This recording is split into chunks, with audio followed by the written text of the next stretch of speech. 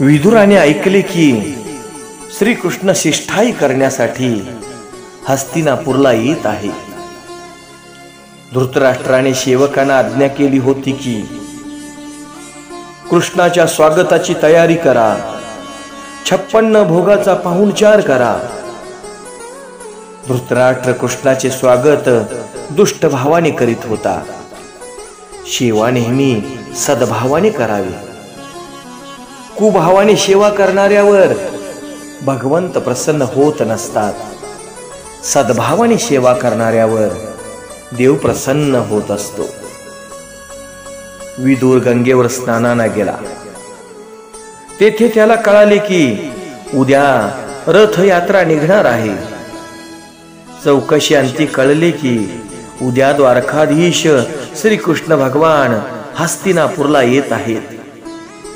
विदुर घरी आला. तो फार आनंदात दिसत होता. पत्नीने विचारले, आज आपण फार आनंदात दिसत आहात, विशेष काय गोष्ट आहे? विदुर म्हणाला, मी पुराणात ऐकले आहे की 12 वर्षे सतत कर्म करणाऱ्यावर भगवंत कृपा करीत असतात. 12 वर्षे एकाच स्थानी राहून ध्यान करणाऱ्याला प्रभू दर्शन देत असतात. मला तर वाटते द्वारकाधीश दुर्योधनासाठी नव्हे तर माझ्यासाठीच येत आहे. सुलभा म्हणाली, मलाही स्वप्नात रथयात्रा दिसली. हे स्वप्न खरे होईल. 12 वर्षापासून मी एकदाही अन्न खाल्लेली नाही. विदुर म्हणाला, देवी, तुझ्या तपश्चर्येचे फळ उद्या मिळणार. सुलभाने विदुराला विचारले, कृष्ण तुम्हाला ओळखतात का? विदुर म्हणाला, मी जेव्हा श्रीकृष्णांना वंदन करीत असतो तेव्हा ते मला काका म्हणून हाक मारतात.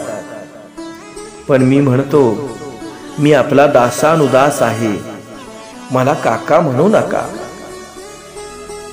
जीव जेव्हा नम्र होऊन प्रभूला शरण जातो तेव्हा ईश्वर त्याचा सत्कार करीत असतो. सुलभाच्या मनात एक इच्छा झाली की देवाने तिच्या घरचे जेवावे व तिने देवाला डोळे भरून पाहावे. सुलभा म्हणाली, जर